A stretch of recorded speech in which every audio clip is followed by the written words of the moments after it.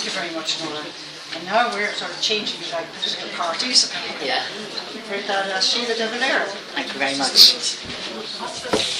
Well, thank you very much. I want to firstly thank both Marys for the kind invitation to be here and to say that it is tremendous to listen to so much history, and because obviously so very many people here that have already addressed you and who are to address you later this evening have been part of so much change in Irish politics.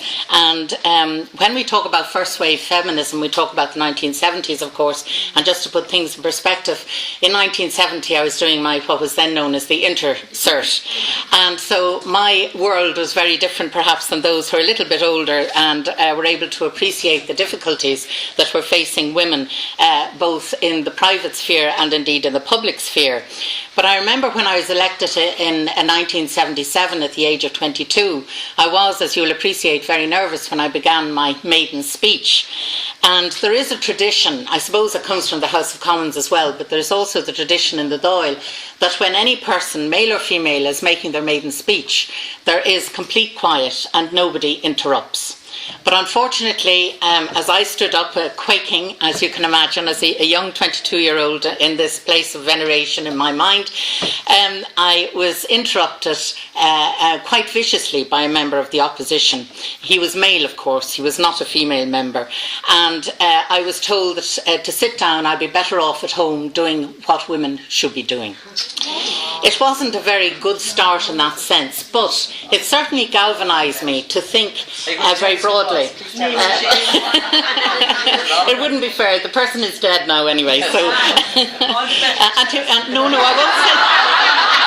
You can't lie with the dead, He was, in fairness to him, he was, and which was even more disappointing, he was a very, very highly regarded, highly intelligent lawyer. That's as far as I will go.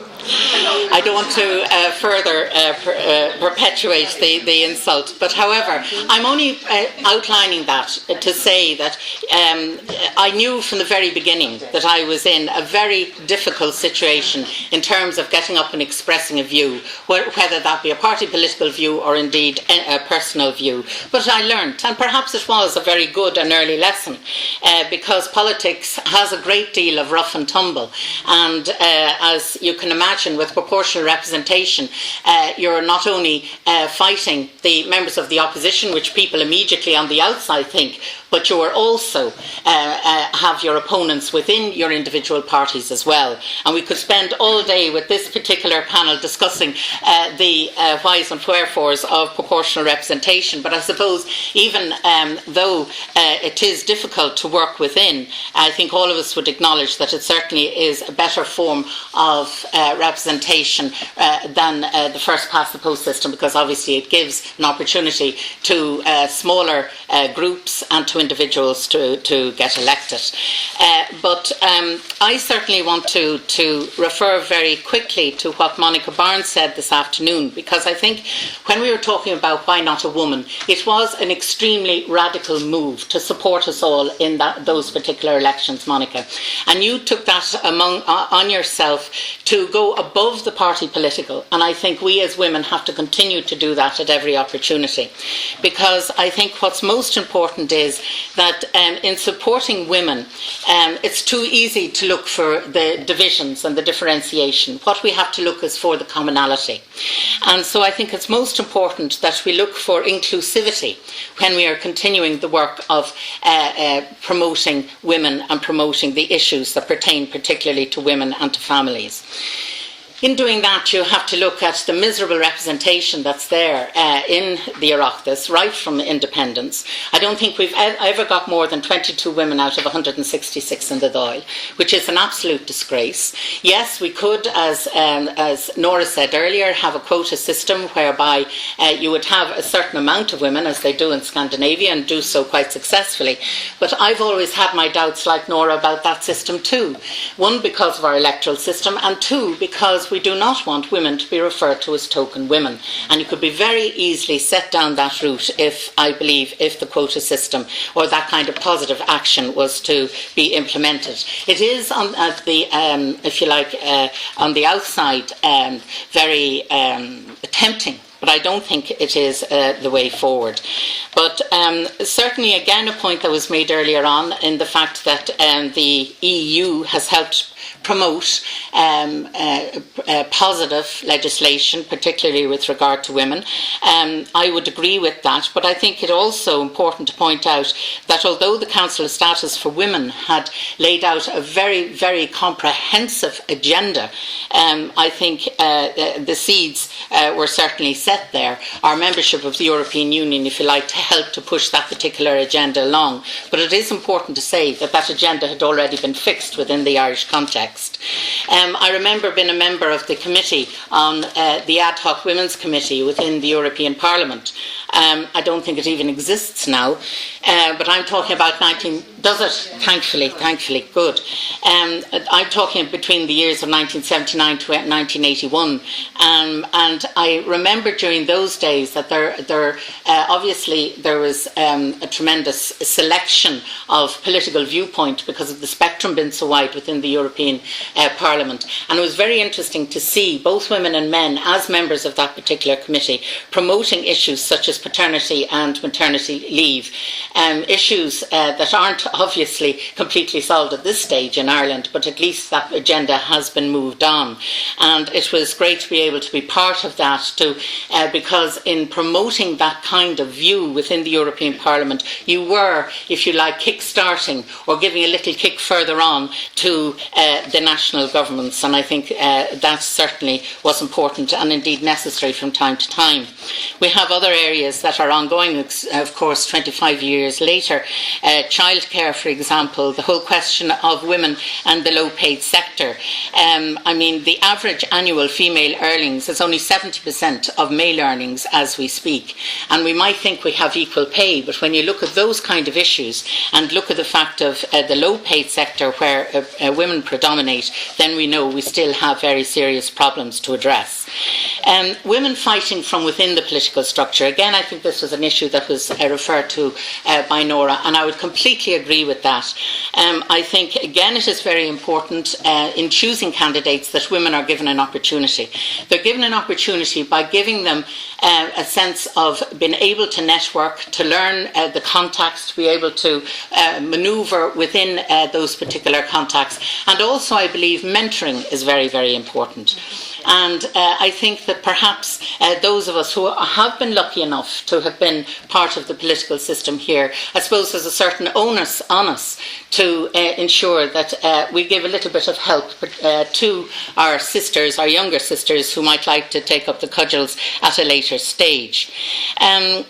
I know that there have been some elements of feminism that might see women within political parties as part of the establishment. But I think what you've even heard from up till now, I think it's important to recognise that women, even though they happen to be within the political system, are fighting prejudice within that system, which simply reflects the prejudice that is already there within society itself. And I think for the most part, we know that men, even our male colleagues from time to time, like to be seen to consider us as equals, but it didn't always manifest itself. And as has been said, you have to be very well prepared, you have to be articulate, you have to know your arguments, and you have to have a consistent approach. And you have to, I suppose, like any good trade unionist, it's only when you're sick of saying something that people are hearing it for the first time. And I think you have to maintain that particular issue. Now, Audre Lorde is someone who I have great admiration for. I've done a little bit of reading, thanks to Mary McAuliffe, who in the women's studies certainly gives us a great opportunity for thought on these issues. And she said that the master's tools will never bring down the master's house. Now, in my interpretation of this, and maybe I take the wrong interpretation, that it is not possible to work from within to bring down that particular structure. I believe it is.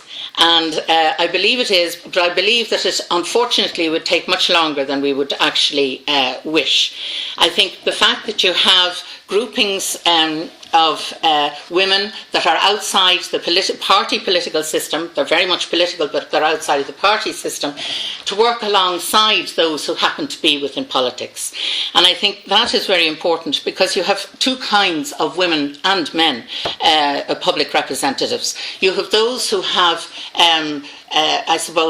family links, and you have those who come up through social movements such as the Women's Political Association and indeed many other movements who have been successful in supporting women.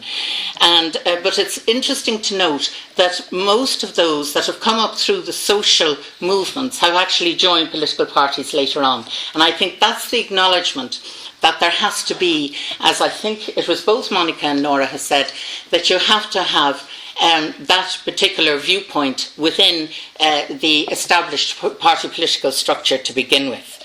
It's also interesting to note that we haven't an independent woman as a member of the Dáil, and I think that also says the same thing.